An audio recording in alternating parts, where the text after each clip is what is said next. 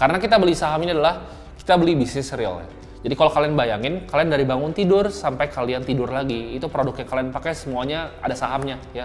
Jadi kalau misalnya kita suka roti, ya kan sari roti itu ada sahamnya. Kayak misalnya kita suka gosok gigi pun itu banyak produk-produk Unilever di sana. Kita ngerokok di teras itu kan ada Sampurna ya kan, dan ada brand rokok-rokok lainnya. Jadi itu semua adalah perusahaan-perusahaan TBK. Even kita misalnya naik mobil ya kan, dealer mobil itu perusahaan TBK, ban mobilnya pun perusahaan TBK.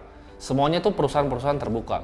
Even HP yang kita pegang, iPhone, Apple tuh perusahaan yang kita bisa beli sahamnya. Jadi semua hidup kita ini, kita harus berpikir sebagai investor ya. Jadi jangan cuma pikir sebagai konsumen. Misalnya kita tiap hari datang nih narik duit di bank BCA atau bank apapun, bank BRI, Mandiri, BNI, ya kan, CIMB.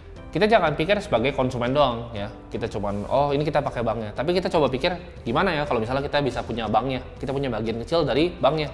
Jadi setiap kali orang transaksi ke kita juga mendapatkan keuntungan berupa kenaikan harga sahamnya dan pembagian dividen. Jadi kita pikir sebagai investor, jangan cuma sebagai konsumen. Jadi sekarang perhatiin, misalnya kalian jalan ke Alfamart, Indomart, even Alfamart pun adalah perusahaan publik gitu.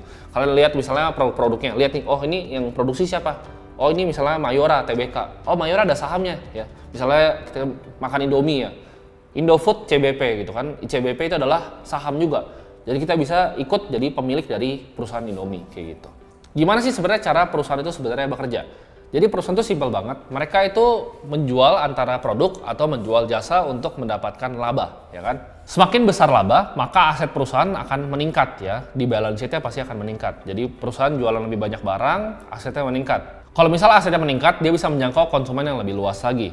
Dan dengan konsumen yang lebih luas akan menarik lebih banyak investor lagi dan berulang ke siklus yang pertama. Dia menghasilkan lebih banyak laba lagi, dia meningkatkan aset, dengan aset yang lebih banyak dia meningkatkan lebih banyak konsumen dan meningkatkan lebih banyak investor lagi. Oke, coba gua akan contohin dengan perusahaan Apple. Dia jualan HP nih, ya kan? HP-nya laku, aset perusahaan meningkat, ya kan? Cash-nya makin banyak. Dari cash-nya makin banyak, dia bikin Apple Store lebih banyak. Dengan Apple Store yang lebih banyak, lebih laku lagi jualan iPhone-nya. Nah, dengan lebih laku lagi jualan iPhone-nya, dia punya cash lagi. Dia invest di research and development timnya.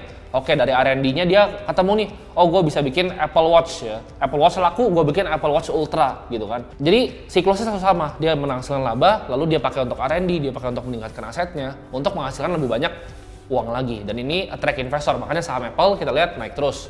Itu contoh perusahaan yang fundamental baik dan manajemen yang baik.